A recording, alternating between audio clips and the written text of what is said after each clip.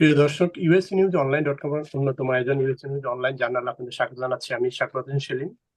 আজ USC news online জার্নালের 902তম পর্ব। এ পর্বের বিষয় অটিজম। হোমিওপ্যাথিক চিকিৎসা প্রক্রিয়া পদ্ধতিতে অটিজমের উপসর্গ নির্ধারণ, উপসর্গের ভূমিকা, চিকিৎসার জটিলতা, বৈজ্ঞানিক বিশ্বাসযোগ্যতা, বাস্তব ভিত্তি এবং অটিজমের উন্নতির প্রসঙ্গ। এই বিষয় নিয়ে কথা বলবেন আমাদের অতিথি হিসেবে যুক্ত হয়েছেন প্রখ্যাত বাঙালি অটিজম গবেষক, হোমিওপ্যাথিক কনসালটেন্ট, এনএসএপি গ্লোবালের ফাউন্ডার মোহাম্মদ জাহাঙ্গীর। সঙ্গে রয়েছেন অটিজম চিকিৎসা নেওয়া তার কাছ থেকে চিকিৎসা নেওয়া শিশুর পিতামাতা বিন্দু। যুক্তরাজ্যের লন্ডন থেকে যুক্ত হয়েছেন চিকিৎসাধীন শিশুর বাবা রুহুল আমিন। অস্ট্রেলিয়ার সিডনি থেকে যুক্ত হয়েছেন ছেলে শিশুর বাবা হাসান কবির। এবং অস্ট্রেলিয়া থেকে আরেকজন যুক্ত হয়েছেন ডাক্তার ছেলে শিশুর মা ডাক্তার মেহেজাবিন। এবং বাংলাদেশের চট্টগ্রাম থেকে যুক্ত হয়েছেন কন্যা শিশুর বাবা মমিনুর রশিদ। আমরা এই বিষয় নিয়ে যে বিষয় নিয়ে বলেছি এই বিষয় নিয়ে আমরা জানবো। আমাদের অভিভাবকরা যারা রয়েছেন তাদের না বলা কথা শুনবো। দর্শক, বলে রাখি আমাদের এই বিষয়ে আহ আমরা বিভিন্ন পর্বে প্রায় 71 জন 31 জন শিশুর পিতামাতার সাথে আমরা কথা বলেছি। আমাদের ইউএসসি নিউজ অনলাইন জার্নালে এবং অন্যান্য মিডিয়ায় যুক্ত হয়েছেন আমাদের অটিজম গবেষক মোহাম্মদ জাহাঙ্গীর। এবং তার কাছে তার থেকে ট্রিটমেন্ট নেওয়া শিশুর পিতামাতা। কিন্তু আমরা এই বিষয়ে নিয়ে জানার আগে আমাদের যে অতিথিরা শিশু যারা ট্রিটমেন্ট নিচ্ছেন জনাব জাহাঙ্গীরের কাছ থেকে শিশুদের পিতামাতার কথা আগে শুনবো। আমি প্রথমে যাব অস্ট্রেলিয়ার সিডনি বাংলাদেশি প্রবাসী ডাক্তার মেহেজাবিনের কাছে। মেহেজাবিনের শিশু সন্তান জনাব জাহাঙ্গীরের কাছ থেকে চিকিৎসা নিচ্ছেন, ট্রিটমেন্ট নিচ্ছেন, আমরা জানবো তার কাছে। ডাক্তার মেহেজাবিন, আপনি যদি শুরু করেন যে আপনি একজন ডাক্তার, আধুনিক মেডিকেল সায়েন্স আপনি নিজেও পড়াশোনা করেছেন। আপনার শিশুটি অটিজম আক্রান্ত হওয়ার পর আপনার অটিজম গবেষক জনাব জাহাঙ্গীরের কাছ থেকে ট্রিটমেন্ট নিচ্ছেন। যদি শুরুটা বলেন, আপনার শিশুটি কখন জানলেন, কিভাবে তার বিষয়টি জানলেন যে শিশুটি অটিজম আক্রান্ত, এবং অটিজম যখন বিষয়টি জানলেন, জানার পর আপনি কি কি প্রক্রিয়া অবলম্বন করেছিলেন তার ট্রিটমেন্টের জন্য, কিভাবে কোথায় কোথায় সেই জায়গায় কতটুকু বা সফলতা পেয়েছেন, এবং সর্বশেষ জনাব জাহাঙ্গীরের কাছ থেকে আপনি যে চিকিৎসা নিচ্ছেন সেই বিষয়ে যদি দিয়ে শুরু করেন, এবং এর কোনো সাইড এফেক্ট দেখতে পেয়েছেন কিনা, সবকিছু মিলে যদি আপনি শুরু করেন। আমার ছেলের এখন বয়স 3 বছর 7 মাস। তো আমার ছেলে হওয়ার পর থেকে আহ ওর প্রথম 1 বছর 1.5 বছর পর্যন্ত আসলে সবকিছু নর্মালি যায়। ওর সব মাইলস্টোন সময় মতো আসে। হাঁটা, তারপরে মানে ডেভেলপমেন্টাল মাইলস্টোন যেগুলো সবগুলোই মোটামুটি আসে, এবং সে 1 বছরের আগে বাবা, মামা আহ বলতো, যেটা আর কি প্রথম কথা শব্দ হয়। কারণ ওর সব ছবি ভিডিও আমরা করতাম, তো আমার কাছে আছে। 1 বছরের আগে সে কথা স্টার্ট করে। কিন্তু 1 বছরের পর যেটা হয় যে 18 মাস থেকে বা 1.5 বছর থেকে 2 বছরের এই সময়টাতে দেখলাম যে ওর যে যতটা আর কি প্রোগ্রেস হওয়া দরকার ঠিক ততটা হচ্ছে না, এবং রেসপন্স আস্তে আস্তে কমে যাচ্ছে। যেমন ওকে আগে ডাকলেও সে একবারে তাকাতো, প্রাজ্ঞ যে ওর নাম সে বুঝতে পারতো, কিন্তু আস্তে আস্তে এই জিনিসগুলো হারিয়ে যেতে থাকে। প্রাজ্ঞ দেখা যায় যে আমি যদি ওকে 10 বার ডাকি, সে 2 বার আমার দিকে তাকায়। আর আমি ছাড়া আমার বাসায় অন্য যারা থাকে তারা ডাকলে সে তাকায় না। এটা একটা সমস্যা। আহ জিনিসটা কি মনে করো? তো আমি ভাবি যে আমি ডাকলে তো 10 বারে 2 বার তাকাচ্ছে, হয়তো ওর যেটা হয় যে মন খারাপ বা একা থাকে, বা অনেক সময় আমি আসলে জিনিসটা ওইভাবে আসলে গুরুত্ব দিই না। তারপরে 2 বছর যখন হয়, তখন আমার কাছে মনে হচ্ছে যে হ্যাঁ, ওর ওর ঠিক যতখানি একটা স্বাভাবিক বাচ্চা, 2 বছরের বাচ্চা যতটা বুঝে, যতটা রেসপন্স করে, বা যতটা ওদের বুদ্ধির যে কাজগুলো থাকে, আমার ছেলে মনে হচ্ছে যে ওখান থেকে পিছিয়ে আসতেছে। সে খালি কার্টুন দেখতে চায়। সে হচ্ছে ওইভাবে কারোর সাথে কথা বলতে চায় না। তবে এরকম আর কি এবং রেসপন্সটাই হচ্ছে সব থেকে বেশি যে ওকে ভালো মন্দ কিছু বললে সে ওইভাবে আসলে যেটা রেসপন্স করার কথা সেটা সে করতেছে না, এবং কমিউনিকেশন যে গ্যাপ, এটাই হচ্ছে বড় একটা প্রবলেম হয়ে দাঁড়ায়। ইয়েস নো, ছোট ছোট জিনিস যেগুলো, যে না ওখানে যেও না, সে হয়তো শুনছেই না আমার কথা, এরকম।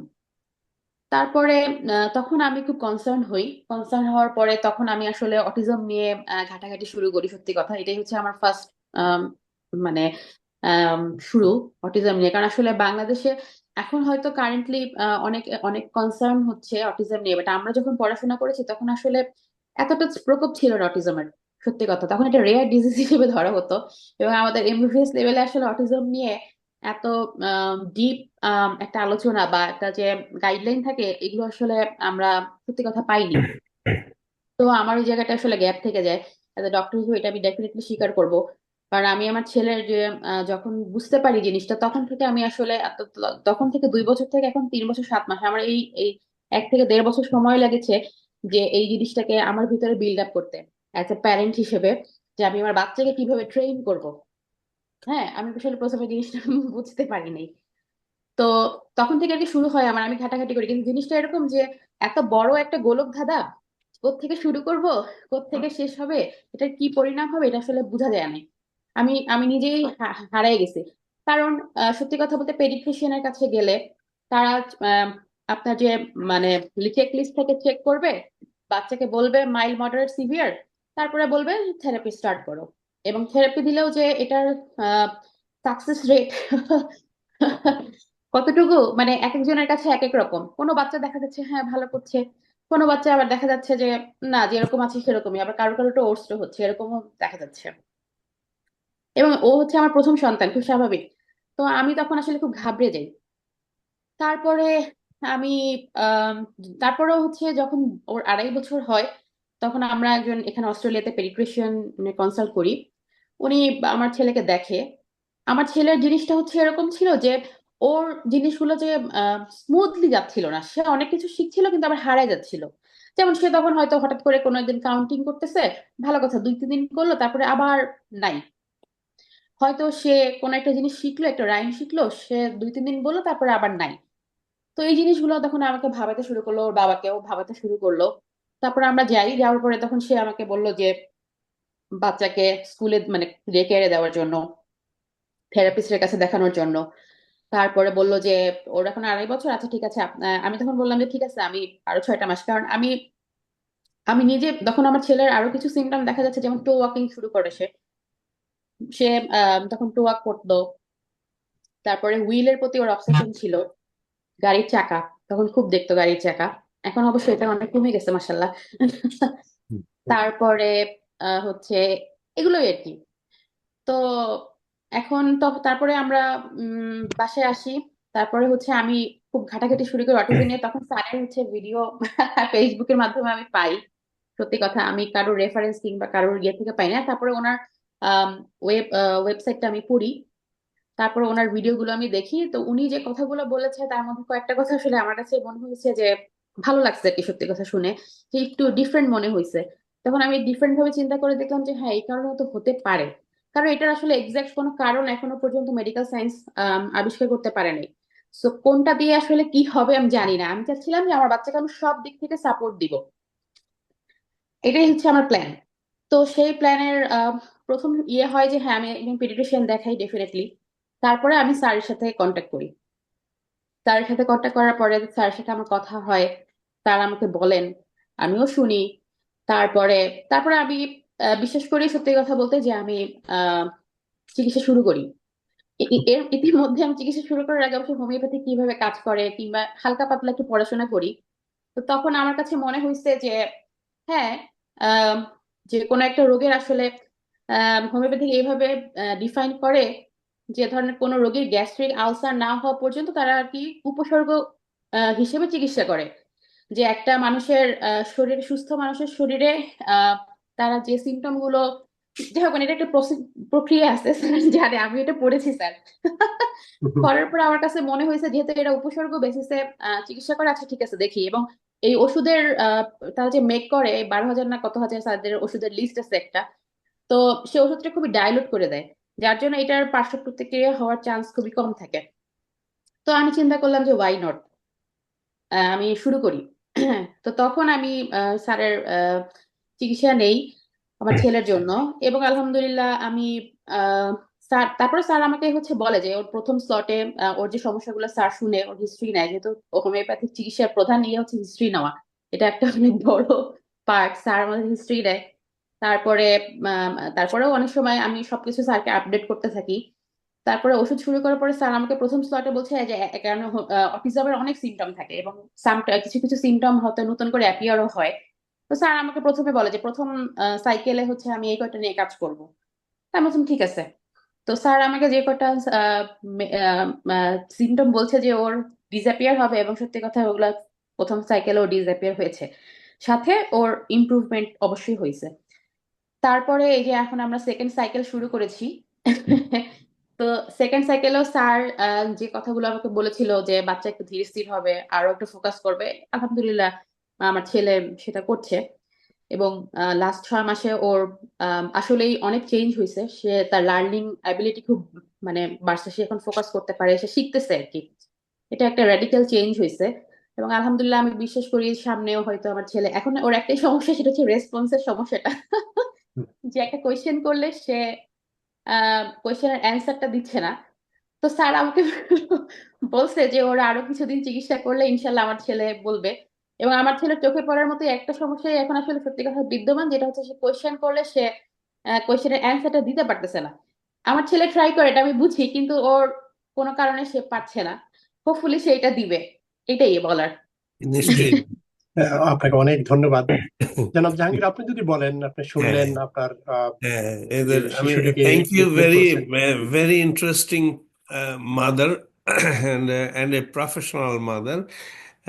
আমি আমি একটাই জিনিস চাচ্ছি যে she becomes a certified doctor soon in Australia. And thank you আপনাদের সমস্ত দর্শক, শ্রোতা, বাবা মা, অভিভাবক যারা যুক্ত হয়েছেন, কষ্ট করে যারা কথা বলছেন, আমার গ্র্যাটিটিউড আপনাদের প্রতি, এবং যারা শুনছেন। Basically, it's a very important milestone today. We are completely crossing over 30 samples and plus one, so which is statistically very significant. তো um, আমাদের ডক্টর মাহাজাবিনের আমাদের বাংলাদেশে আমরা ডক্টর বলতে পারি, সেই জন্যই বলছি। অস্ট্রেলিয়াতে আমরা অস্ট্রেলিয়াতে আমি এখন আসলে লাইসেন্স হ্যাঁ নিতে একটু, পারিনি। হ্যাঁ খুব তাড়াতাড়ি করে ফেলেন এখন। You don't worry for your child, okay, that's leave it with me and you go for your certification, তাহলে you can look after us. তো ফান্ডামেন্টালি তার প্যারামিটার গুলি আসলে খুবই, আমি খুব কনফিউজ ছিলাম। তারপরে আবার ডাক্তারের বাচ্চা, so that is a challenge. তো ওর ওয়ার্ড লেভেল ছিল বেসিক্যালি 5% অফ এ টিপিক্যাল 3 বছরের একটা চাইল্ড সেই সময়কার। আম, যেটা এখন হয়েছে 75%। তার অ্যাফেকশন, মাদার, আদর মায়া যেটাকে বলি, সেটা ছিল মিনিমাম, এখন এটা 75%। ফাইন মোটর, এইটা উনি 100% দিয়েছেন, আমি 90% দিয়েছি। সো সে সুন্দর লিখছে, আমাকে ভিডিও ক্লিপ পাঠায়, অঙ্ক করা শুরু করেছে। আর ইনস্ট্রাকশন টেকিং এ ছিল 10% ইনিশিয়ালি, কথা শুনতো না, একদমই ডাকলে শুনতো না। কানেক্টিভিটি উইথ দি সার্কামস্টান্সেস, ওইটা এখন 75%, মানে 7-8টা প্রশ্নের উত্তর মানে ইনস্ট্রাকশন 10 বার ডাকলে 8 বার রেসপন্স করে। আর টো ওয়াকিংটা 0 হয়ে গেছে, তাই তো? অলমোস্ট, হ্যাঁ, মানে এখন আসলে খুব করে বেশি বাট করে, মানে ওর আগের চোখে মতো পড়ার মতো না, আগের মতো। আগে যেমন সে আচ্ছা, কনস্ট্যান্টলি করতেই থাকতো, 1 মিনিট হ্যাঁ। 2 মিনিট দাঁড়া থাকতো, তা এখন আসলে এরকম না। আর শি ইজ ভেরি ক্রিটিক্যাল। আমাকে, আই এম হ্যাপি যে এইরকম ক্রিটিক্যাল, প্রত্যেক বাবা মাকে ক্রিটিক্যাল হতে বলি। কারণ আমি দুটো প্রশ্ন সবাইকে বলি, সব মা বাবাকে। একটা হচ্ছে, প্লিজ আপনারা বুঝে চিকিৎসা করবেন। যদি বোঝেন যে এই ভদ্রলোক চিকিৎসা কি করছে আমি বুঝতে পারছি না, আমাকে বোঝাতে পারছে না, আমার প্রশ্নের উত্তর দিতে পারছে না, তাহলে আমি আমি অন্তত সেরকমের ডাক্তারের কাছ থেকে চিকিৎসা নেব না। আর দ্বিতীয় হচ্ছে, আমার দিক থেকে আমি যদি দেখি এই বাচ্চাকে আমি উন্নতি করতে পারবো না, তাহলে আমি বলে দেব যে আমি পারবো না। পার্টিকুলারলি আমি 2 to 5 years এজ ব্র্যাকেটে আমি বাচ্চাদের পেলে আমি খুব খুশি হই। তো এই বাচ্চাটি এজ ব্র্যাকেটের মধ্যে, এবং আমি ডেফিনিট প্রেডিকশন, ওই যে মাঝে মধ্যে আমার সাথে বেশ যুক্তিতর্ক হয় যে এত অস্থির হলে হবে না, বাচ্চাটার উপরে চাপ দেওয়া যাবে না। আমি যে যে মাইলস্টোন যখন যখন বলেছি আর ইউ গেটিং দ্যাট, সে বলে হ্যাঁ। তাহলে বাদ বাকিগুলিও হবে, বাট আমাকে সময় দিতে হবে। কারণ এখানে যে সায়েন্টিফিক বিষয় আছে সেটা আমি এখানে আলোচনায় আনছি না, আমি ডিসকাশন আমি নিয়ে আসবো পরে সবকিছু। তো বাচ্চাটি really is a brave boy and mother. The important factor পড়াশোনা করছে না, কিছুই করতেছে না, totally dedicated to the child. So that is the most important issue, যে মা ফোকাস করছে, চাইল্ড কেয়ার স্পেশালিস্ট যারা আছেন তারাও ফোকাস করছেন অস্ট্রেলিয়াতে, এভরিবডি ইজ ট্রাইং, সবাই মিলে এই কাজটা করছে, কোনো কিছুই আনইম্পর্টেন্ট না, সবকিছুই ইম্পর্টেন্ট অটিজমিস্ট বাচ্চাদের জন্য। হ্যাঁ, আর আমি একটু অ্যাড করতে চাই এই ফাঁকে, আপনি ওই প্রশ্নটি আম, করেছিলেন আমাকে, সাখাওয়াত সাহেব, যে অটিজমের আহ, আপনি 45টা বলেছেন সিমটম, আর কিছু আছে কিনা, সেটা সবার জন্যই বলছি। ইয়েস, আরো কয়েকটি প্রশ্ন আর কয়েকটি সিমটম আমি অ্যাড করব, কিন্তু প্রিন্সিপালি 3টা হোল ক্যাটেগরি। যেমন এই ডক্টর মাহাজাবিন বললেন, আমার বাচ্চা, my child had no social connection, impairment হয়ে যাচ্ছে, ডাকলে when I call him he doesn't respond। তো ফান্ডামেন্টালি এটাকে বলছে social and behavioural impairment. This is number 1 gross category. Number 2 হচ্ছে ইম্পেয়ার্ড কমিউনিকেশন, ও কমিউনিকেট করবে না, he will not communicate, he will not be able two. And number 3 হচ্ছে repetitive or stereotype behaviour. This is the 3 gross autism across these spectrums.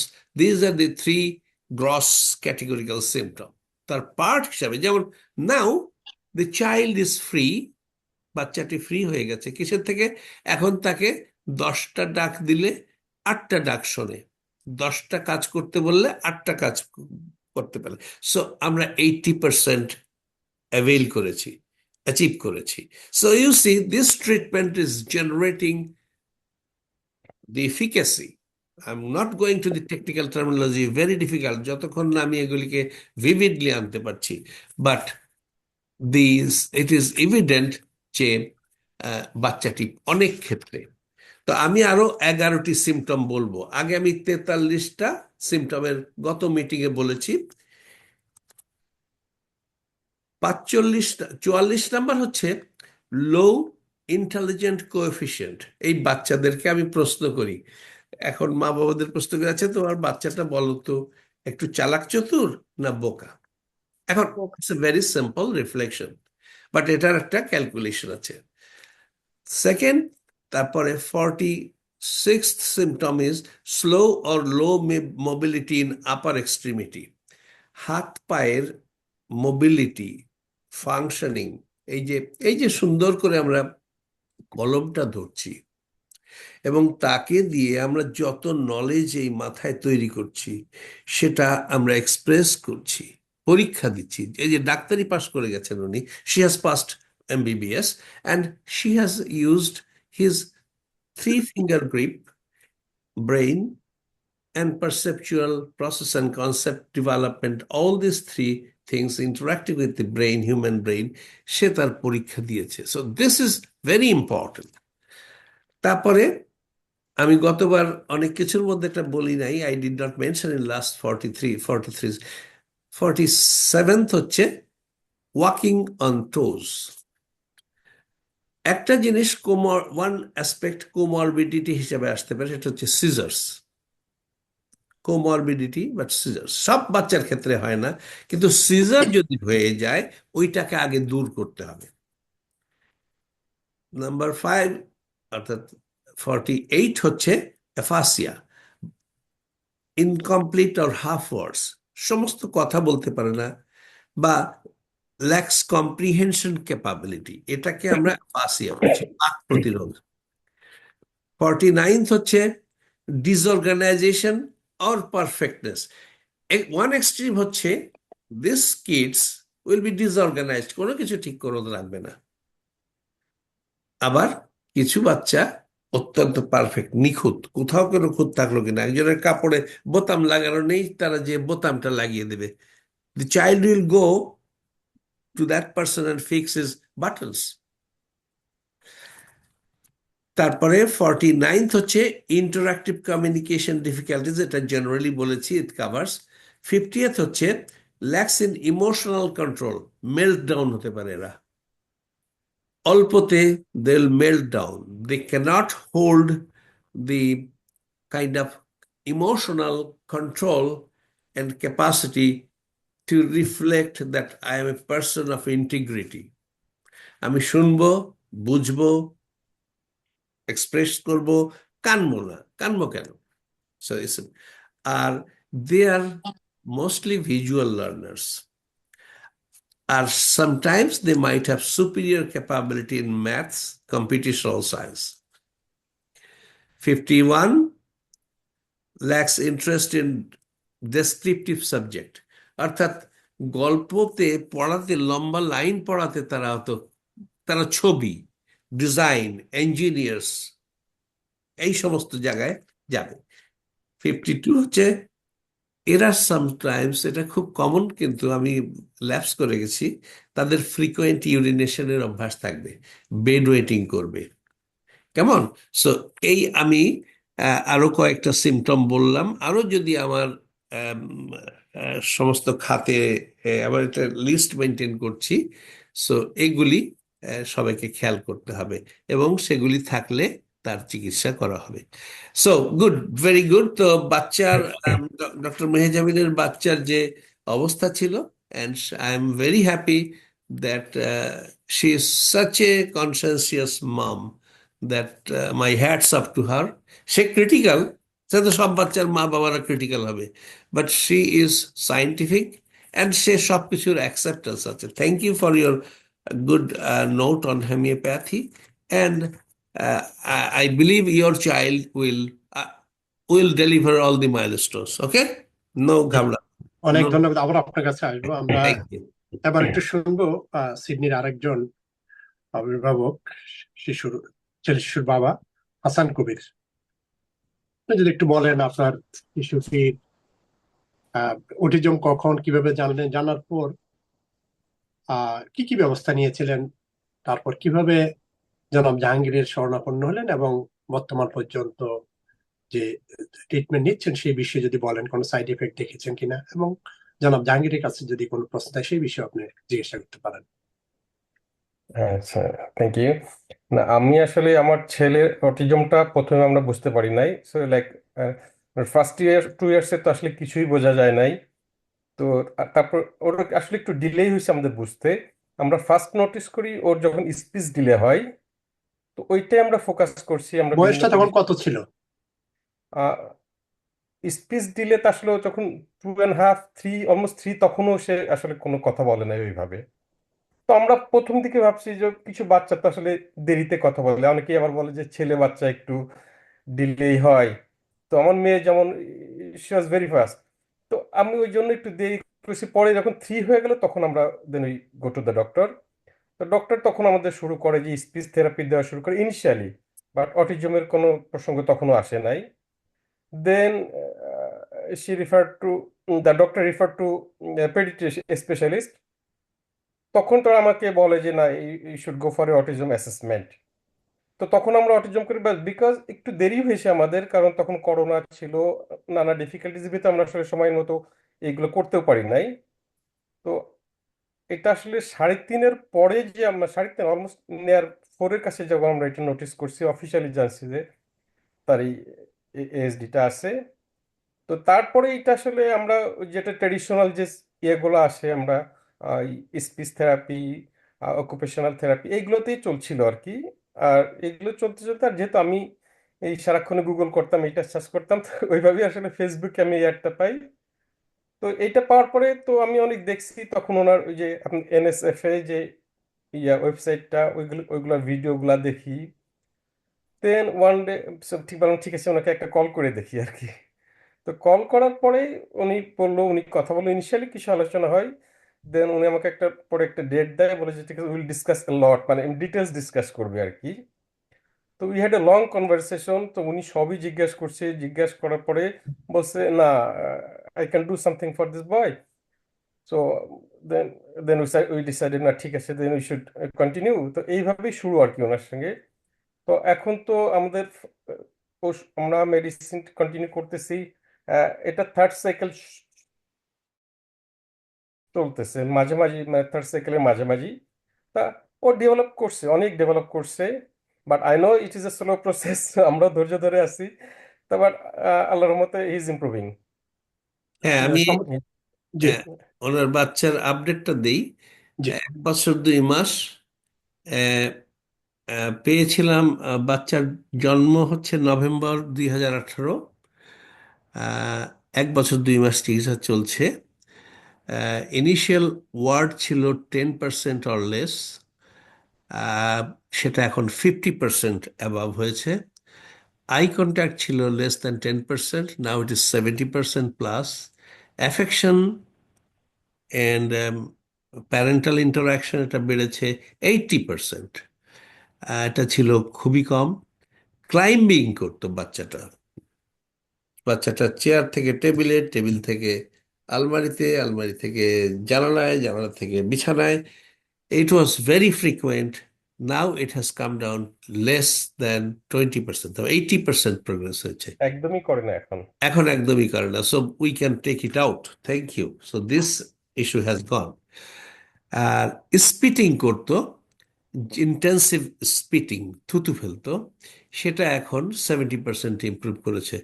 কিন্তু আমরা পিছিয়ে আছি fine motor and peer to peer interaction. এখানে সে only 20%। তো এইটা যেহেতু বাচ্চাটাকে আমরা পেয়েছি 5-এর ওপরে এসে, so in certain sectors we need more time, একটু বেশি সময় আবার লাগবে। তো সেজন্য ওনাকে বলে দিয়েছি, and he is a very very, the mother is also a very effective mom, and তারা কিন, তারা চিকিৎসা চালিয়ে যাবে যতদূর লাগে, and I am with them as well. And আমার বিশ্বাস যে অটিজমে একটা কথা I must say, that it is not, anybody should get a categorically globally 100% development সম্ভব না। কত হাইয়েস্ট আমার 90-95% হয়েছে। Everybody has to learn. কারণ যেমন এই যে এখন সে ক্লাইম্বিং করছেই না, এটাতে আমরা 100% অ্যাচিভ করেছি। বাট আরেকটা জিনিস খেয়াল করতে হবে, অটিজমে কিছু জিনিস আবার ব্যাক করতে পারে। সেখানে মানুষ, বাচ্চাদের বাবা মার যে প্রোটেকশন, যে মেকানিজমে তার ব্রেইনটাকে আমরা নতুন করে ফিড দিচ্ছি, অনেকগুলি ফুড রেস্ট্রিকশন দিচ্ছি, অনেকগুলি প্রসেস দিচ্ছি, যেগুলি মা বাবারা যেন অন্তত 5 বছর, 5 থেকে 10 বছর যদি এগুলি মেনটেন করে। যেমন আমার এখন অনেক অটিস্টিক বাচ্চা ম্যাকডোনাল্ড খাচ্ছে, পরোটা খাচ্ছে, রুটি খাচ্ছে, সব খাচ্ছে, কিন্তু তাদের 10 বছর পরে, 10 বছর চিকিৎসার 10 বছর পরে। So I don't see any complain যে তাদের কাছ থেকে। কিন্তু 10টা বছর অন্তত the mechanism has to be saturated and matured. পারতপক্ষে আমরা দুধ যে একদম খেতে হবে সবাইকে এমন কোনো ব্যাপার নেই, অনেকগুলো রেস্ট্রিকশন দিই। But that's what is my request. But his boy is doing really brilliant. I am very happy, and I believe will catch up with all the milestones. Thank জি, ইউ। ধন্যবাদ। হাসান কবিরের কোনো প্রশ্ন আছে কিনা ট্রিটমেন্ট নিয়ে? Treatment নিয়ে না, আমি আসলে, আমার তো প্রশ্ন নাই, মানে প্রশ্ন আসলে আপনি জানতে পারেন যে কি আসলে কেমন আউটপুটটা আমি মানে পাচ্ছি আর কি, মানে। হ্যাঁ, কোনো সাইড এফেক্ট আছে কিনা তো? না, না, ওষুধের কোনো সাইড এফেক্ট নাই, না, আলহামদুলিল্লাহ কোনো সাইড এফেক্ট নাই।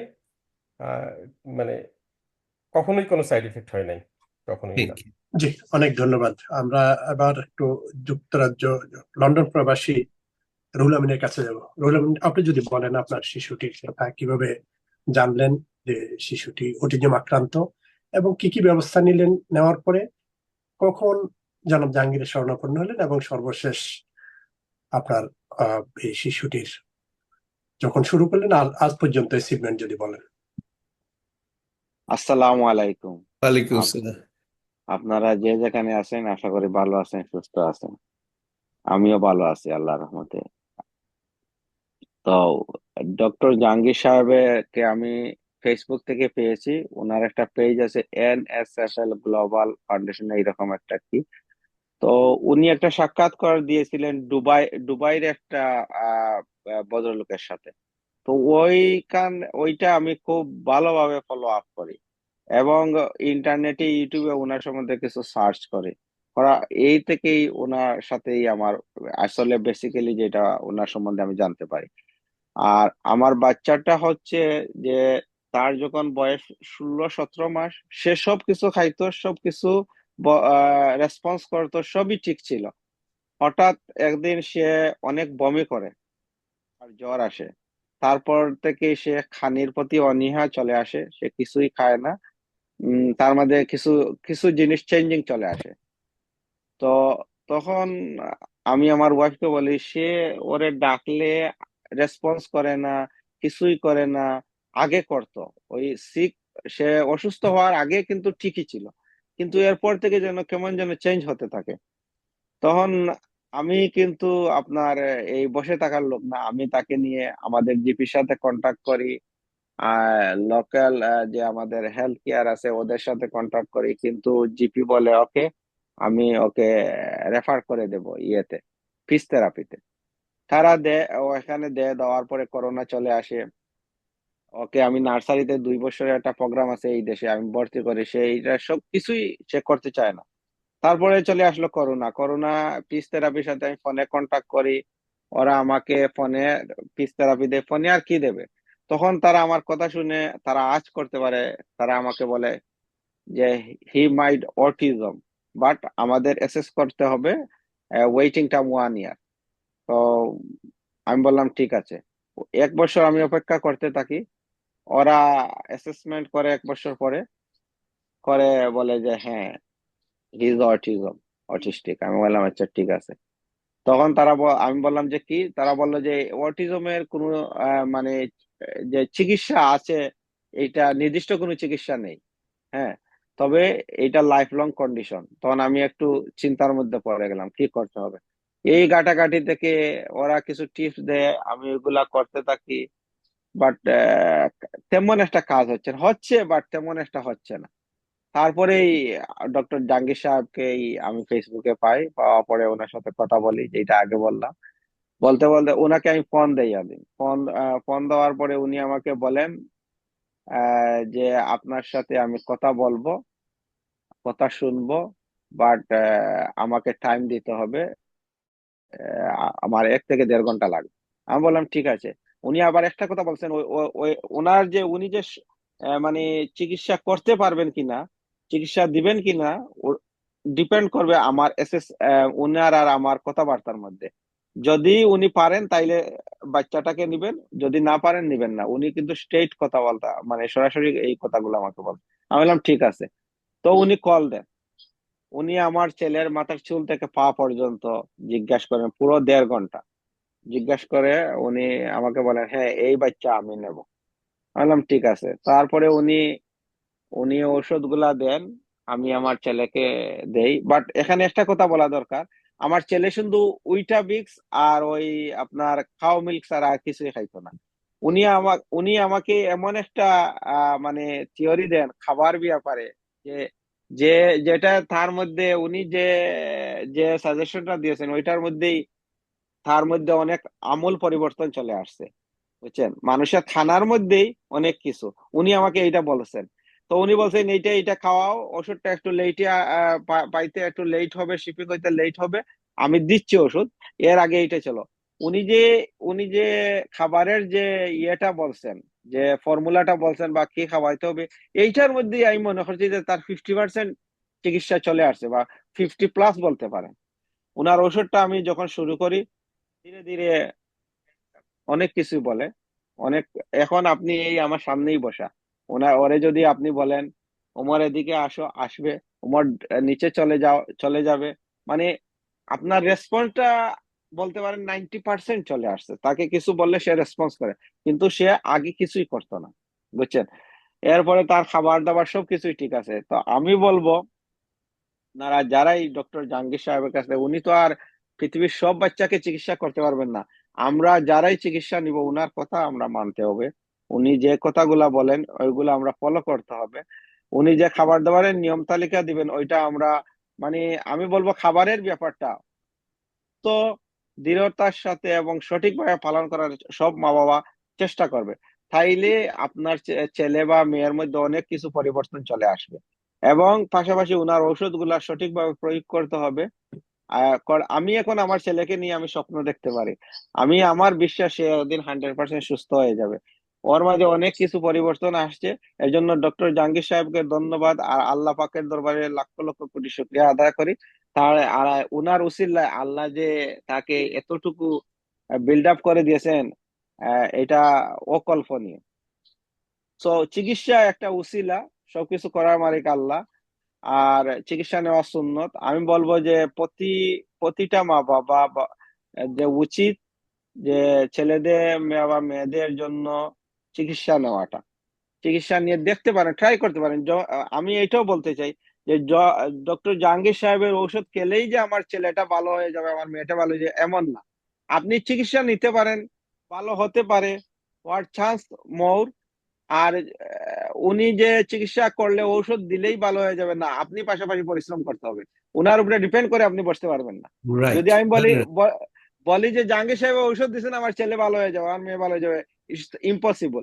অটিজমদেরকে নিয়ে আপনি বাইরে যেতে হবে, ঘুরতে হবে, ওদের ব্রেনকে ফোকাস করতে হবে, ওদেরকে দেখাতে হবে এইটা করো ওইটা করো। এটা ইজি না। একবার বললে ওরা করে না, দুইবার বললে করে না, 5বার 7বার 10বার বলতে হয়। তারপরে ওরা আস্তে আস্তে আপনার শুনে। যেভাবে একটা পাখিকে আপনি পোষ বানাতে হয়, এইভাবে আপনার ছেলে বা মেয়েকে বানাতে হবে, যেটা আমি ওনার কাছ থেকে শিখেছি। উনি আমাকে বারবার টিপস দিয়েছেন। আর আরেকটা জিনিস বলবো, যে সব চিকিৎসককে আপনি যদি ফোন দেন, কথা বলেন, রেসপন্স করেন। আর আমি এর জন্য ডক্টর জাহাঙ্গীর সাহেবকে আমার ব্যক্তিগত পক্ষ থেকে ধন্যবাদ জানাই। উনাকে যখন ফোন করবেন, উনি পারেন না টেক্সট দিবেন যে আমি পরে কথা বলছি এই, বা উনি রেসপন্স করে, আপনি যে বিষয়ে পরামর্শ চাবেন উনি দেয়। তো সর্বোপরি আমি আমার ব্যক্তিগত পক্ষ থেকে উনাকে অশেষ অশেষ ধন্যবাদ। এবং আমি বলবো যে মা বাবারাই ওনার কাছ থেকে চিকিৎসা নেন, আপনারা ডিপেন্ড করবেন না যে উনার ঔষধ দিলেই আপনার ছেলে সুস্থ হয়ে যাবে, আপনার মেয়ে সুস্থ হয়ে যাবে। আপনিও পাশাপাশি পরিশ্রম করতে হবে, ওর খাবার দাবার খাওয়াতে হবে ঠিক মতো, ওর দিকে আপনি খেয়াল রাখতে হবে। 50-50 সবকিছু, তারপরে না 100 হবে। আপনি যদি বলেন না আমি ঔষধ নিয়ে নিছি সুস্থ হয়ে যাবে, ইটস ইম্পসিবল। ঔষধে সবকিছু হয় না অটিজমের বেলায়, কারণ আপনি পরিশ্রমও করতে হবে, ওকে আপনি ঘুরতে হবে, খাওয়াতে হবে, চিকিৎসাও নিতে হবে, এবং আল্লাহর কাছেও কান্ডাকাটি করতে হবে। সবকিছুই আল্লাহর কাছে নিয়ন্ত্রণ। তো জি। সব মিলিয়ে বলবো যে যারাই ডক্টর জাহাঙ্গীর সাহেবের চিকিৎসা নেবেন, ওনার কথাগুলো শুনবেন, মানবেন, ফলো করবেন, ইনশাআল্লাহ সফলতা আসবে। থ্যাংক ইউ জি, সবাইকে। অনেক ধন্যবাদ Thank অটিজম you. গবেষক Mohammad Jahangir. They're very interesting, and basically, it's a great experience, and to have his son. বাচ্চাটার বয়স ছিল কিন্তু 5-এর উপরে। সেই জন্য ওনাকে আমি বলেছিলাম যে দেখেন, আমি 5-এর উপরে হলে খুব স্পেকটিক্যাল হয়ে যায়। 5-এর আগে বাচ্চা পেলে আমি দৌড়াই, আর 5-এর পরে হলে আমি বলি যে মা বাবারা যদি আগ্রহ না দেখায় আমি মাপ চেয়ে নেই, কারণ ইটস নট মাই বিজনেস। আর what I am trying to do is really getting some very good result and some research. আমি ক্যাটেগরিক্যালি 52টা সিমটম আমি আইডেন্টিফাই করেছি। এর সবগুলি একজন বাবা প্রশ্ন করেছিলেন, ভেরি ইন্টারেস্টিং, যে অনেক বাচ্চারা অটিস্টিক না, তার মধ্যে যদি এই সিমটম থাকে তাহলে কি হবে। আর যে দেখেন, অটিজম যদি আপনার বাচ্চাকে স্ট্রাইক করে, তাহলে this symptoms will lead to learning disability, অর্থাৎ ইনস্ট্রাকশন নেবে না, কথা শুনবে না, ডাক দিলে শুনবে না, পৃথিবীর সাথে যোগাযোগ থাকবে, রিপিটেটিভ কথা বলবে, many things that will occur which will hamper the learning process. আর যদি একটা বাচ্চা দুই একটা সিমটম থাকে কিন্তু অন্য সমস্ত মার্কারগুলি ঠিক আছে, তাহলে সেখানে চিন্তার অল্প চিকিৎসায় হয়ে যায়। কিন্তু যে যে বাচ্চাগুলি অটিজম স্ট্রিকন হয়ে যাচ্ছে, লার্নিং ডিসেবিলিটির দিকে মুভ করতেছে, সে বাচ্চাগুলির অটিজম স্পেকট্রামে পড়ছে। ভেরি ইন্টারেস্টিং, এই বাচ্চাটার কিন্তু ইকোলেলিয়া ছিল, অর্থাৎ আহ, তাকে যদি বলা হয় তোমার নাম কি, ও বলতো তোমার নাম কি। তো আরো অনেক কিছু ছিল। দিস ফাদার হ্যাজ ওয়ার্কড, যেদিন থেকে আমি বলেছি ওনার সাথে কথা বলার সময়, 1 থেকে 1.5 ঘন্টা আমি ওনার সাথে কথা বললাম, A to Z নিলাম, নেওয়ার পরে আমি বললাম যে আপনি আর কিছু করেন না, প্রথমে এই খাদ্যাভ্যাসগুলো চেঞ্জ করেন।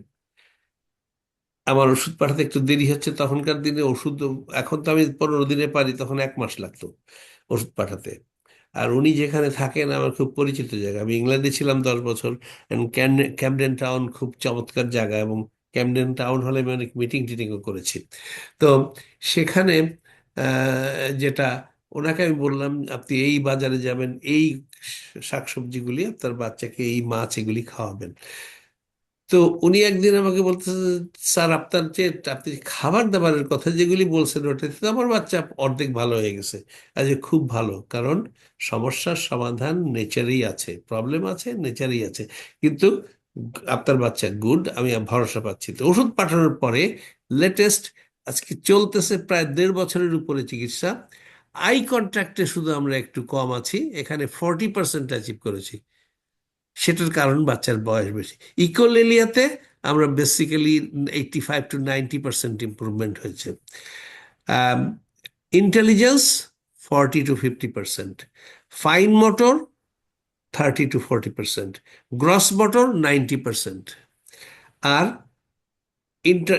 ইনস্ট্রাকশন টেকিং, অর্থাৎ তাকে যদি আপনি 10টা কাজ করে দিতে বলেন, সে 9টা করে দেবে, which is a great development. তার মানে টিচার যদি একটা কিছু ইনস্ট্রাকশন দেয়, সে ইনস্ট্রাকশন নেবে, তার মানে তার লার্নিং, হি ইজ বিং লার্নিংয়েবল। কারণ আপনার বাচ্চাকে যদি আমি অঙ্ক করতে বলি, সে ইংরেজি লিখে নিয়ে আসলো বা কিছুই করে আসলো না। So effective instruction taking is one of the symptoms যেটা বাচ্চার ইমপ্রুভ করতেই হবে, কারণ পৃথিবীতে লেখাপড়া শিখতে গেলে ইনস্ট্রাকশন নিতে হবে।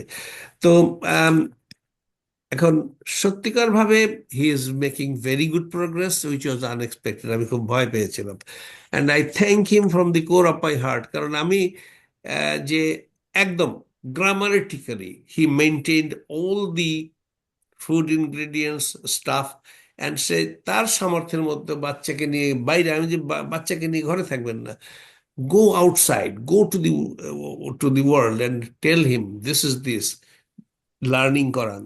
এবং they are mostly visual learner, and learning issues will improve. তার থেকে অনেক চমৎকার, very dedicated parent, and I am thankful to him. Thank you. জি, অনেক ধন্যবাদ। আমরা এবার যাব বাংলাদেশের চট্টগ্রামের মমিনুর রশিদ, তার শিশু কন্যাটি ট্রিটমেন্ট দিচ্ছেন জনাব জাহাঙ্গীর। জি, মমিনুর রশিদ, আপনি বলবেন ওই যে একই প্রশ্ন, কখন জানলেন যে আপনার শিশুটি অটিজম রয়েছে, এবং কি কি ট্রিটমেন্ট নিলেন এর আগে, জনাব জাহাঙ্গীরের শরণাপন্নার আগে কি করেছিলেন, বর্তমানে কি অবস্থা, সবকিছু নিয়ে একটু বলবেন। আসসালামু আলাইকুম ওয়া রাহমাতুল্লাহ। যারা আমাকে দেখছেন সবাইকে আমার সালাম এবং শুভেচ্ছা জানাচ্ছি। আমার মেয়ে এটা হচ্ছে যে আমার সেকেন্ড বেবি। আমার মেয়ে যখন 18 মাস বয়স, মানে ওর জন্ম থেকে 18 মাস বয়স পর্যন্ত সে একদম সুস্থ একটা বাচ্চা, একদম তার সব ধরনের অ্যাক্টিভিটিস একদম 100তে 100 ছিল 18 মাস বয়স পর্যন্ত। 18 মাস বয়সের পর থেকে আমি যেটা দেখলাম যে ওর কথা কমে যাচ্ছে, কমিউনিকেশন কমে যাচ্ছে, প্লাস তার যেটা আমরা যেটা বলে আই কন্ট্যাক্ট, সেটা কমে যাচ্ছে। খেয়াল করলাম প্রায় 2 বছরের কাছাকাছি বয়স যখন হয়ে গেছে তখন আমরা ডক্টরের কাছে যাই।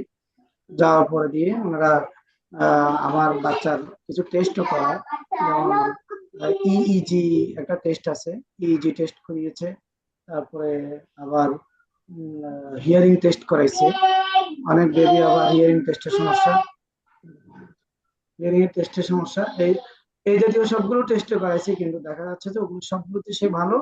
তার মানে ওরা আইডেন্টিফাই করছে আমার বাচ্চাটা হচ্ছে যে এএসডি। এখন পরবর্তীতে ওনারা কিছু ট্রিটমেন্ট দিয়েছে, আসলে তো ওরকম মানে মেজর কোনো ট্রিটমেন্ট না এগুলো। অর্থাৎ ঘুম কম হতো, ঘুমের জন্য ওষুধ দিত, এই জাতীয় কিছু ইয়ে দিয়েছে। তারপরে আমি আবার একটা মাস পরে আবার ডাক্তারের কাছে যাই, ওরা বলে না এটা তো আসলে আর ইয়ে না, আপনাকে এখন থেরাপি নিতে হবে। তো ইতিমধ্যে আমি একজন থেরাপিস্টের কাছে গিয়েছিলাম আমাদের হালিশহর এলাকাতে, যেটা মা ও শিশু আগ্রাবাদ।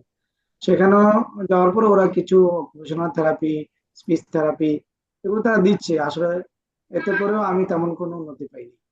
ইতিমধ্যে আমি সার্চ করতে থাকি হোমিওপ্যাথিক। আমার ছোটকাল থেকে আমার বেশ একটা প্রিয় আহ, ইয়ে মেডিসিন, খুব ভালো লাগে আমার এটার প্রতি। বিশেষ করে একটা জিনিস যে হোমিওপ্যাথিক ওষুধের কোনো সাইড এফেক্ট নাই, এই জিনিসটা আমি আগে থেকেই বিলিভ করতাম। সেজন্য আমি হোমিওপ্যাথিকের উপরে অটিজম আছে কিনা এটা আমি সার্চ করতে থাকি গুগলে। তো পরে আমি স্যারের ভিডিওটা পাই। স্যারের ভিডিওটা পাওয়ার পরে আমি সেই সময় স্যার বেসিক্যালি বাংলাদেশে ছিলেন। আমি তো জানতাম না, আমি হোয়াটসঅ্যাপে স্যারকে কল দিয়েছি, স্যার ফোন ধরছে। তো কল দিয়ে স্যারে আমার একটা লম্বা ইয়েও নিল, ইন্টারভিউ নিল, আমার মেয়ের ডিটেইলস নিল। নেওয়ার পরে দিয়ে আলহামদুলিল্লাহ পরে স্যারে দায়িত্ব নিয়েছেন, আমার মেয়ে চিকিৎসা করবে, ভালো হবে। তো আমি এতটুকু বলবো যে প্রথম কথা হচ্ছে যে আমার মেয়ের আই কন্টাক্ট, তারপরে দিয়ে কথাবার্তা খুবই খারাপ ছিল। এখন আলহামদুলিল্লাহ ও অনেকগুলো ছড়া বলতে পারে, কথাবার্তা অনেক ভালো তার।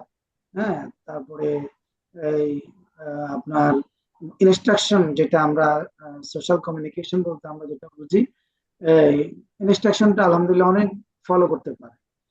আরিহা আসো, সে আসে, যাও, যাইতে পারে। কোন একটা যদি কিছু যদি বলি এটা ডাস্টবিনে ফেলো, বিনে ফেলো, সে ফেলে। এরকম অনেকগুলো রেসপন্স করে আলহামদুলিল্লাহ। এটা একটা মানে গুড একটা ইয়া ওর। তো এখনো কিছু দিক আছে, এখনো বিশেষ করে ওর একটু টয়লেট ট্রেনিংটা একটু এখনো কম আছে। টয়লেট ট্রেনিংটা স্যার বলছে ধীরে ধীরে এটা ঠিক হয়ে যাবে, কিছু ঠিক হয়েছে।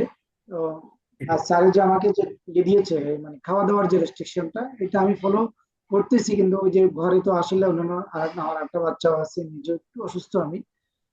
এসব কারণে মাঝে মাঝে আমার খাওয়ার ব্যাপারটা 100% মেনটেন মাঝে মাঝে হয় না, মাঝে মাঝে আবার হয়। তো আবার আমি একটু অসুস্থ থাকার কারণে আমার ওর চিকিৎসাটা একটু কাটা মাস একটু আবার ইয়ে হয়েছিল, ব্রেক ছিল, আমি অসুস্থ ছিলাম, হসপিটালাইজ ছিলাম। তো এসব কারণে তো আবার এখন আলহামদুলিল্লাহ স্যারে আমাকে 3 মাস আগে আমাকে ওষুধ পাঠিয়েছে আবার। আলহামদুলিল্লাহ এখন ওর ইমপ্রুভমেন্ট অনেক ভালো, আমি এতটুকু বলবো। খুবই ভালো রেসপন্স করতেছে এতটুকু। আরো একটা কথা বলি যে রিসেন্টলি মানে আমার বাচ্চাকে যারা দেখছে এর আগে এবং রিসেন্টলি যারা দেখছে তারা একটু সারপ্রাইজ যে আলহামদুলিল্লাহ আরিহা তো কথা বলতেছে। এই জিনিসটা আলহামদুলিল্লাহ, এটা আমি মনে করি আমার স্যারের উসিলায় আল্লাহ তাআলা তার কথা অনেক বাড়াইছে। এটা স্যারের প্রতি আমার কৃতজ্ঞতা। তারপরে উম, আরো আরো অনেকগুলো ইমপ্রুভমেন্ট আছে। আমি যেটা দেখলাম যে তার এই যে বুদ্ধিমত্তাটা মাশাআল্লাহ আরো বাড়ছে। তারপরে এখানে একজন ফাদার বলেছেন যে ওই যে ইয়েটা মানে ক্লাইম্বিং যেটা করতো, আমার মেয়ে কিন্তু অনেক ক্লাইম্বিং করতো। মানে এই জানলা থেকে ওই জানলা, দরজা থেকে খাট, খাট থেকে জানলা, জানলা থেকে উপরে নিচে, ধুমধাম উঠা নিচা, এই জিনিসটা করতে আলহামদুলিল্লাহ এটা এখন নাই বা অনেক কম। আহ, এটাও অনেক ভালো ইমপ্রুভমেন্ট হয়েছে। আহ, এ- এ- আর আমি এতটুকু বলবো যে স্যার এত বয়স হয়ে যাচ্ছে, আমরা স্যারের জন্য দোয়া করি। আসলে স্যার বয়স হয়েছে, স্যার যেন আল্লাহ তাআলা যেন স্যারকে দীর্ঘায়ু দীর্ঘ হায়াত দেয়। আমাদের মতো যারা অটিজম বেবির বাচ্চারা বাবারা আছি, আমাদের আসলে উপরে আল্লাহ আছেন, নিচে স্যার আছেন বিধে একটা ভরসার জায়গাতে আমরা আছি। আমি এতটুকু বলবো, স্যারের জি, সুস্বাস্থ্য দীর্ঘায়ু কামনা করি। স্যারকে যেন আল্লাহ তাআলা অনেক বেশি হায়াত দারাজ করেন, আমাদের মাঝে যেন স্যারকে অনেক দিন রাখেন, এতটুকুই থ্যাংক জি, বলবো। ইউ। জনাব জাহাঙ্গীর, আমরা জি আরেকটা বিষয় লক্ষ্য করেছি যে ইতিমধ্যে 31 জন শিশুর ট্রিটমেন্টের কথা সরাসরি আমরা তাদের অভিভাবকদের কাছ থেকে শুনেছি। এর মধ্যে ম্যাক্সিমামই ছেলে শিশু, মেয়ে শিশু সম্ভবত আজকে একজনের বাবা মমিনুর রশিদ, তিনি আহ, এর আগে সম্ভবত আর একজন বা দুইজন ছিলেন। যদি এই বিষয়টা একটু আর একটু যদি বলেন, এবং আমরা আরো বিস্তারিত জানতে পারবো। আহ, মমিনুর রশিদের আহ, কন্যার কথা সহ, এবং এই কন্যা শিশুদের বিষয়টা যদি একটু বলেন যে ছেলে শিশুরা বেশি অটিজমে আক্রান্ত হয় নাকি মেয়ে শিশুরা? জি, আমি বলবো। Thank you. এই বাচ্চাটি আসলে আমার বাংলাদেশে আমি তখন বেড়াতে গিয়েছিলাম, but I got in touch with this parent. ওদের বাবা মা দুজনেই খুবই চমৎকার মানুষ। বাবা খুবই ভালো, আর্ডুয়াস, মেয়ের জন্য প্রাণান্ত। তো বাচ্চাটা খুব পুয়ার সার্কামস্টান্সেসে ছিল। ওর জন্ম আম, নভেম্বর 2020, তাই তো? হ্যাঁ। এবং তখনকার সিচুয়েশন ছিল সবকিছু বিলো 5%, কোথাও জিরো। ক্লাইম্বিং, সিভিয়ারলি ক্লাইম্বিং করতো। আম, এই সব কিছু এখন আসলে ক্লাইম্বিংটা 90% ইমপ্রুভ করেছে। ফাইন অ্যান্ড গ্রস মোটর একটু পিছিয়ে আছে বাচ্চাটা, কিন্তু অন্যান্য এত কিছু প্যারাফার্নেলিয়া যে কোনটা রেখে কোনটা থামাবো, এই বাছবিচারে একটু স্লো প্রোগ্রেস কম্পারেটিভলি, কিন্তু প্রোগ্রেস করেছে। সবচেয়ে ভালো প্রোগ্রেস করেছে তার ইনস্ট্রাকশন টেকিং অ্যান্ড ইন্টারাকশন। আর গায়ে কাপড় চোপড় রাখতো না, সেটাও ইমপ্রুভ হয়েছে, কিন্তু সম্পূর্ণ হয়নি, এখনো ঠিক হয়ে যাবে। Intelligence 60 to 70%। আই কন্ট্যাক্টটা কম ছিল, 40% ছিল, কিন্তু গতকালকে উনি রিপোর্ট করেছেন আর একটু ইমপ্রুভ হয়েছে। এটা ইমপ্রুভ হবে।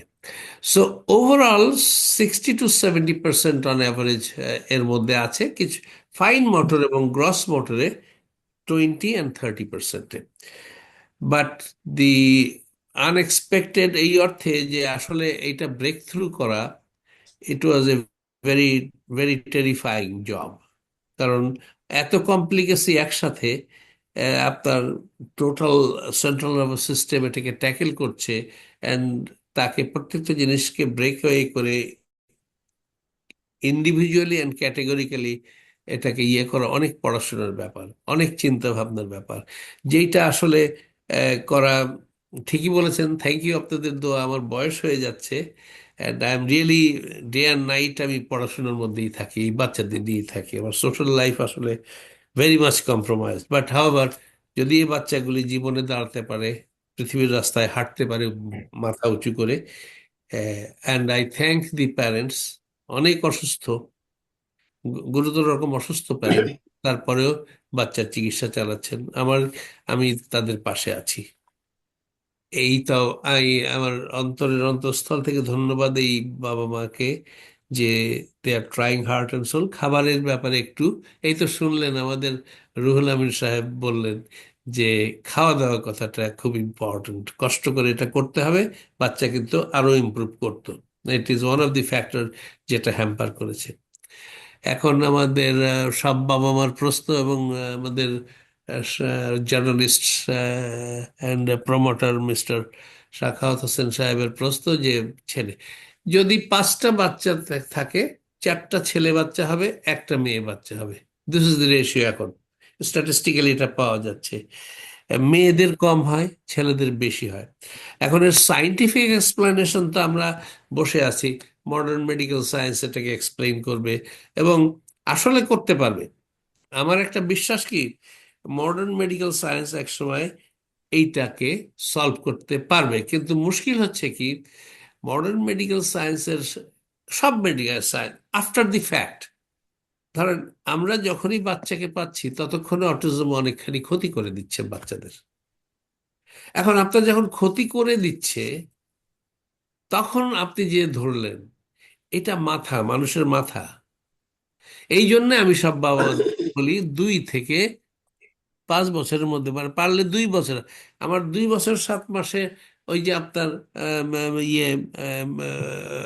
আপনাদের কুইন্সে যে বাচ্চাটাকে পেয়েছিলাম 2015 সালের 14ই অক্টোবর, দিনটা আবার খেয়াল আছে, এবং আপনার সাথে আমার দেখা হয়েছিল মিলেনিয়াম টিভিতে, তখন আপনি ছিলেন।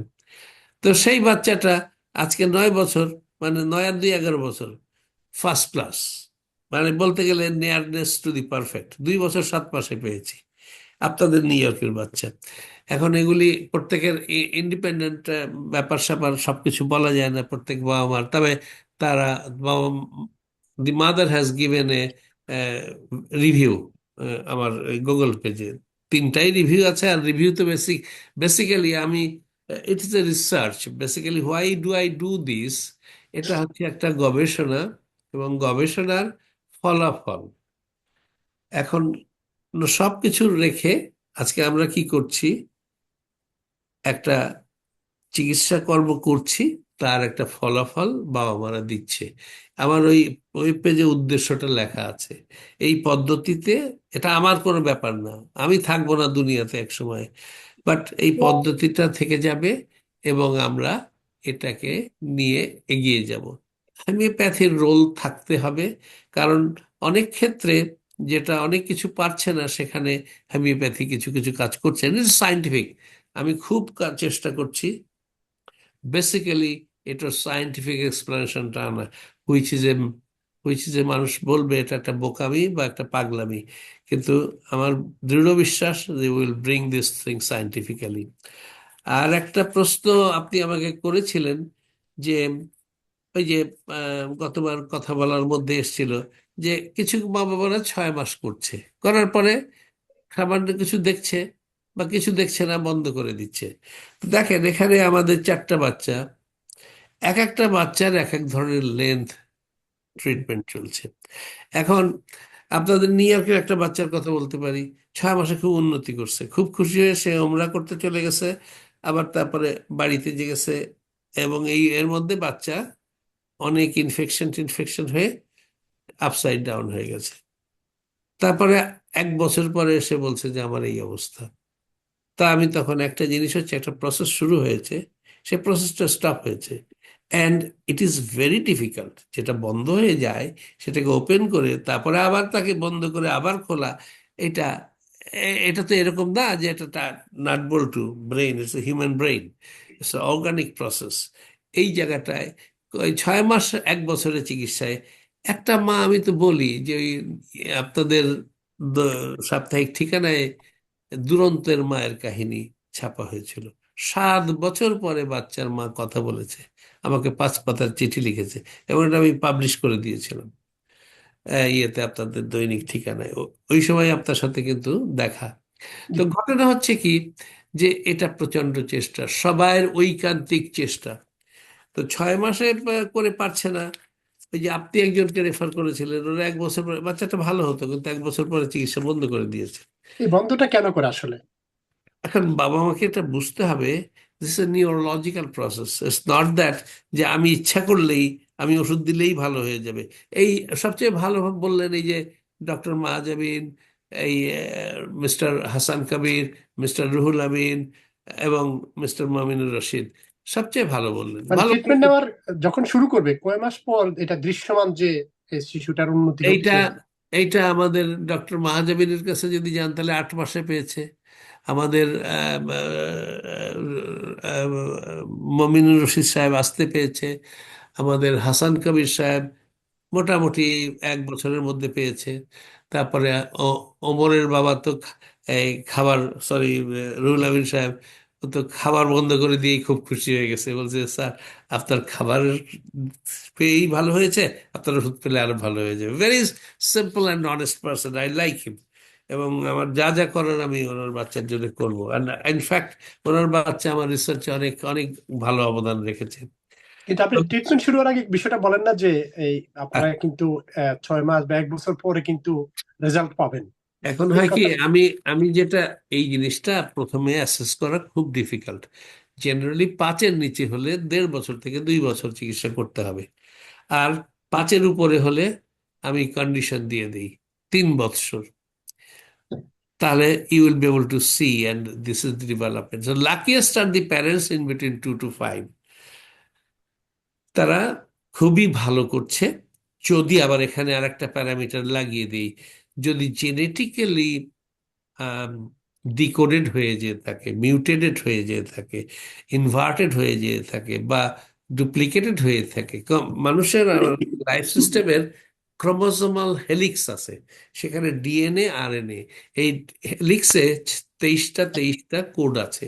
এই পার্টিকুলার কোডের মধ্যে কতগুলো কোড রেসপন্সিবল ফর কথাবার্তা বলা। এখন এই কোডটা যদি ডিলিট হয়ে যেয়ে থাকে, তো আমি কেন, মানে একমাত্র মানে আমি কেন, কেউ পারবে না। এখন এইখানে আমি এই জেনেটিক মডার্ন মেডিকেল সায়েন্সের দিকে তাকিয়েছি। They can do some very good manipulation. তো জেনেটিক্যালি যারা অটিস্টিক হয়ে যাচ্ছে, তারা লাকিলি এটা 10% টোটাল পপুলেশন, আর 90% রিপেয়ারেবল। কিন্তু 2 থেকে 5-এর মধ্যে আসতে হবে। This is my theory and hypothesis. এবং এগুলি আমি, আমার আল্লাহ যদি ক্ষমতা দেয়, আমি লিটারেচারে এগুলি সমস্ত কিছু পাবলিশ করবো, এবং সায়েন্টিফিক এভিডেন্স সহ। আচ্ছা, আপনার যে পদ্ধতি, হোমিওপ্যাথিক চিকিৎসা প্রক্রিয়া ও পদ্ধতির কথা যেগুলো বললেন, উপসর্গের ভূমিকার কথা বলেছেন, চিকিৎসার জটিলতার যে বিষয়টা এবং বৈজ্ঞানিক বিশ্বাসযোগ্যতা, বাস্তব ভিত্তি, উন্নতি, অনেক বিষয় আসছে, এর মধ্যে কি যোগ করবেন আর? আচ্ছা, যোগের মধ্যে যেটা হচ্ছে ফ্যান্টাস্টিক জব, হচ্ছে আমরা 31 স্যাম্পলস আমরা এখানে প্রেজেন্ট করেছি। এখন এখানে আমরা সায়েন্টিফিক্যালি এটাকে এস্টাবলিশ করতে চেষ্টা করব। আর আরো ডিটেলস, যে রোল অফ নিউট্রিশন, অর্থাৎ এই জিনিসটা একদমই মানুষ কেন যায় না, অনেক বাবা মারা শুধু রিল্যাক্স করে দেয়, খাওয়ানো যায় না, খায় না। But unfortunately I want to be very strict, কারণ সায়েন্টিফিক পেপারস আসছে যে nutrition has got direct influence on the neuroplasticity or neuronal efficacy. তো এইটা ওনারা সায়েন্টিফিক্যালি এস্টাবলিশ করেছেন। আর আমরা হোমিওপ্যাথরা বিশ্বাসই করি পথ্য ছাড়া ওষুধ চলবে না। এখন ওনারা সায়েন্টিফিক্যালি বলছেন, আই অ্যাপ্রিসিয়েট দ্যাট, আর আমি এগুলি অ্যাড করছি সায়েন্টিফিক।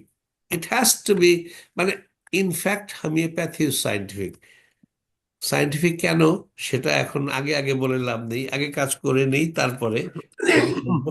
তাহলে তো এই ভূতে এসে তো 31টা বাবা মার বাচ্চাকে ভালো করে দেয় নাই, তাই না?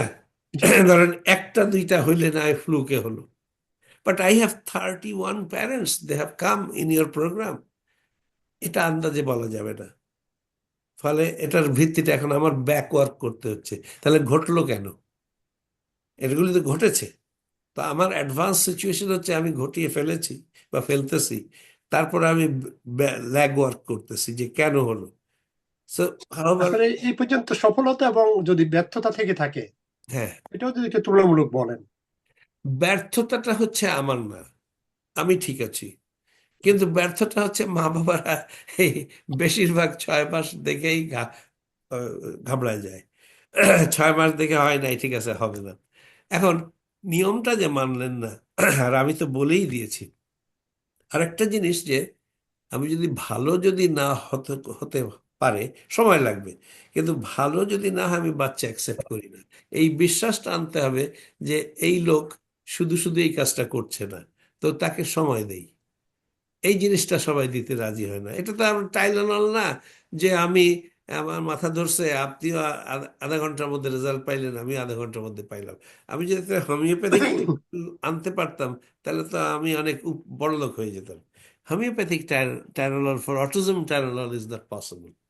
এটা ইম্পসিবল, কোনোদিনই পসিবল হবে না। ইভেন জেনেটিক ট্রিটমেন্টেও সময় লাগবে। ইটস নট দ্যাট আমি প্লাগ ইন করবো, লাইট অন হবে, এমন চিকিৎসা অটিজমে হবে না। It's a neurological issue. এখানে কোনো সার্জারি, একমাত্র টিউমার ছাড়া সার্জারি চলে না। So it has to be induced. pharmaceutical induced, medically induced, scientifically induced. It is not a surgical treatment. এবং এটা কিছু জেনেটিক ম্যানিপুলেশন যদি করতে পারে, এবং আমার বিশ্বাস lot of good researches are ongoing, Stanford university, তারপরে আপনাদের বার্কলেজে, তারপরে আমি একবার রেফারেন্স দিয়েছিলাম, ওইখানে ওইসব কথাবার্তা বললে ভয় লাগবে, কারণ চিকিৎসা ছেড়ে দিবে, তো দরকার নেই সেগুলি আনার। কিন্তু ঘটনা হচ্ছে যে homeopathy is soothingly improving and doing is work. আর আমি দুটো অ্যাসিওরিটি দিই যে তোমরা না বুঝে চিকিৎসা নিবা না। আর আমি যদি চিকিৎসা ভালো না দেখি, যে খুব অ্যাক্সিডেন্টালি ভালো না হতে পারে, আর জেনেটিক হলে তো হবে না, সেটা আগে বলে দিই। আপনাদের নিউ ইয়র্কের দুটো প্যারেন্ট আছে জেনেটিক, তো তারা নাছোড়বান্দা, তো করবেই, তো করে যান। কিছু পেরিফেরাল কিছু ভালো হচ্ছে, কিন্তু তাও তারা খুশি, তারা করে যাচ্ছে। আর এই আর কি, জি, মোটামুটি এই। And I am very thankful. আমরা শেষ করব। শেষ হ্যাঁ, যদি যদি ডক্টর মাহাজেমিনের কিছু বলার আছে। জি, আপনারা যদি আরো কিছু যোগ করেন। হ্যাঁ, আমার বলার আছে বলতে আমি এটুকুই বলবো যে early intervention is very very very much important. এটার আসলে কোনো বিকল্প নাই। আর অ্যাবসলিউট। নাম্বার টু হচ্ছে যে তার জন্য আর কি অ্যাকসেপ্টেন্স দরকার প্যারেন্টসদের, বিশেষ করে মাদের। আর তার সাথে আমি এটা বলবো যে আমাদের যাদের এরকম চ্যালেঞ্জ আসে এই ধরনের বাচ্চাদের, আমাদের নিজেদের মানে এই বিষয়ে মানে অটিজম প্যারেন্টিং মানে কিভাবে আমরা বাচ্চাকে ট্রেন করব, কিভাবে বাচ্চাকে আমি ডিল করব। একটা নিউরোবায়োলজিক্যাল চ্যালেঞ্জিং বাচ্চা, আমি ডাইভার্সিটি বলবো না, কারণ ওরা ক্যাপাবল, ওরা ডিসেবল না, এটা ইয়েস। আমি বিলিভ করি। They are not disable, they are very intelligent. এবং ওদেরকে যদি মানে ওদেরকে আমি কিভাবে ট্রেন করব, মানে আমার বাচ্চাকে আমি যেটা বুঝছি যে ওকে শিখানোর ওয়েটা একটু ডিফারেন্ট, এটাই আমরা যেভাবে দেখি। এবং এই জিনিসটা বোঝাটা একটা প্যারেন্টের খুবই দরকার, কারণ আমি এখানে আমাদের অস্ট্রেলিয়াতে অলমোস্ট আসলে অস্ট্রেলিয়াতে বলতে কি সারা বিশ্বে তো এখন এটা অটিজমটা হিট করছে। সো ঘরে কম বেশি সব বাচ্চা মানে অনেক বাচ্চাই চোখে পড়ে, কিন্তু আমরা প্যারেন্টস, আমিও বলতাম একসময় যে আমার ছেলে আমার কথা শুনে না, আমি ওকে কিছু শিখাইতে পারি না, আমি ওকে বুঝাইতে পারি না। আমি এই স্যারকেও বলছি যে আমার ছেলে তো আমার কথা শুনে না, কিন্তু আমি পরে চিন্তা করলাম যে আমি যদি আমার ছেলেকে কথা শোনাতে না পারি, তাহলে পৃথিবীর কেউ শুনাইতে পারবে না, ও ও কারোর কাছ থেকে শিখতে পারবে না। এটা এখান থেকে বের হইতে হবে। আমি কিভাবে বের হবো, আমি এটা নিয়েও তখন অনেক রিসার্চ করি, এবং আলহামদুলিল্লাহ আমি আমি তখন বুঝলাম যে না, আমার নিজেকে শিখতে হবে। ওকে শেখানোর জন্য আমাকে শিখতে হবে, ওকে প্রেজেন্ট করার জন্য আগে আমাকে প্রেজেন্টেবল হইতে হবে ওর মতো করে। সো এইটা খুব দরকার বাবা আমাদের। ভেরি জি, গুড অনেক পয়েন্ট। বাচ্চাকে বাচ্চাকে মানে অ্যালং উইথ দ্য মেডিসিন। কারণ শুধু মেডিসিন যেটা যে আপনি একটা কোয়েশ্চেন করলে যে 6 মাস খাওয়ানোর পরে ছেড়ে দেয়, এটা খুবই চ্যালেঞ্জিং একটা সাধনার বিষয় আমি মনে করি। যেমন ফুড, আমার ছেলের ফুডের জন্য আমাদের ফুড হ্যাবিট চেঞ্জ হয়ে গেছে, আমাদের বাসার কুকিং অয়েল চেঞ্জ হয়ে গেছে, আমরা এখন চালের রুটি খাই মানে স্যার যেভাবে বলছে। এবং এটা কিন্তু খুবই কষ্টসাধ্য একটা ব্যাপার। আমরা অনেক ইনভাইট যাই না, আমরা আমাদের বাংলাদেশ ট্রিপ ক্যান্সেল করে দিচ্ছি, কারণ আমার ছেলের যে ফুড চেঞ্জ চলতেছে, এটা আমি বাংলাদেশে গেলে মেনটেন করতে পারবো না। আমার বাসায় আমার মা থাকেন, তারও সমস্যা। কিন্তু হ্যাঁ, মানে আমরা ওর জন্য যে স্যাক্রিফাইসটা করছি, এবং সত্যি কথা আমার যদি আরো একটা বাচ্চা থাকতো এটা আরো কোয়াইট চ্যালেঞ্জিং হয়ে যেত। কারণ প্রাগ্য আমার একমাত্র বাচ্চা দেখে আমরা কন্ট্রোল করছি, কিন্তু আর একটা বাচ্চা থাকলে এটা আসলে খুব চ্যালেঞ্জিং। আমাদের বাসায় কোনো চকলেটস খাই না আমরা, আমরা gluten free, dairy free, everything, সবকিছু। মানে এটা অনেক চ্যালেঞ্জিং এবং অনেক সাধনার বিষয়, এটা মেনটেন করা এটা 1-2 দিনের ব্যাপার না। তো এই জিনিসটা মেনটেন করাটাই হচ্ছে সব থেকে বড় চ্যালেঞ্জ। এই জন্যই বলে যে অটিজমে ভালো হওয়ার মানে অবশ্যই ভালো ইমপ্রুভ করে, ইমপ্রুভমেন্টের হারটা মানে অ্যাচিভ করাটা হচ্ছে অনেক চ্যালেঞ্জিং। রাইট। এটা এরকম না যে ব্যাপারটা এরকম না যে রাতারাতি হয়ে যাবে। একটা জিনিস শুধু অ্যাড করতে চাচ্ছি, সেটা হচ্ছে যে this childrens are very clever, very intelligent, but they are hidden. আর একটা জিনিস হচ্ছে যে ওই ফ্যাকাল্টিগুলিকে, যেমন একটা বাচ্চা নলেজেবল আর এবল টু নলেজ কে অ্যাকোয়ার করার যে ক্যাপাসিটি অ্যাটেইন করা, এটা 10টা ফ্যাক্টর আছে।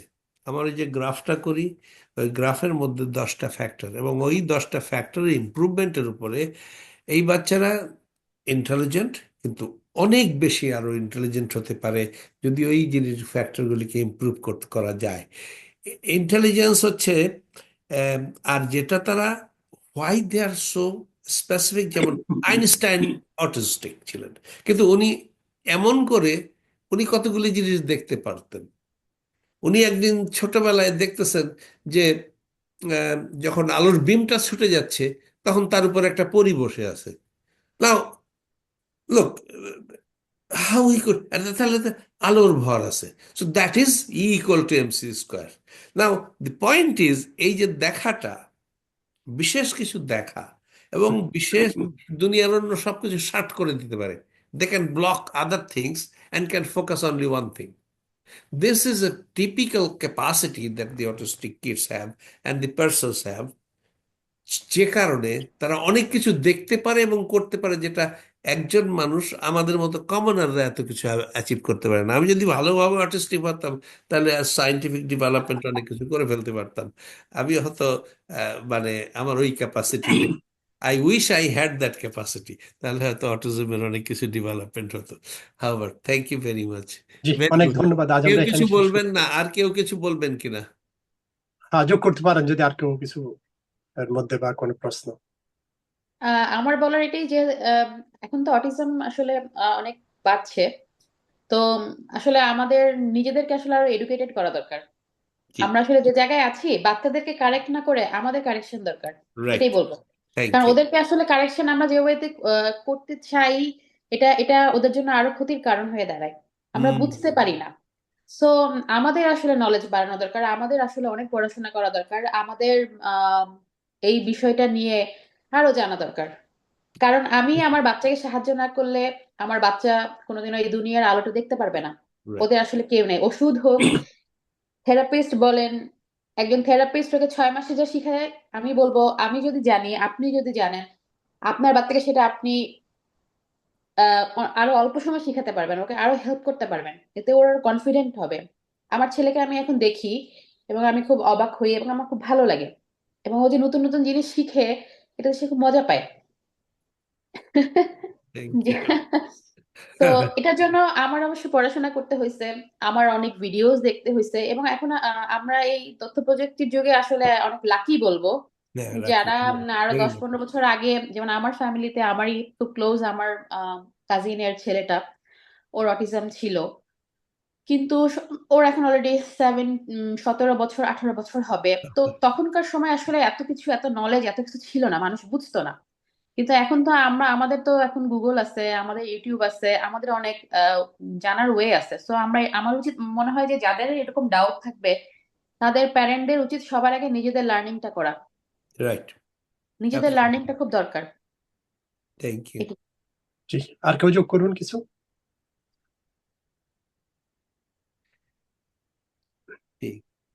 জি, তাহলে আমরা শেষ করব।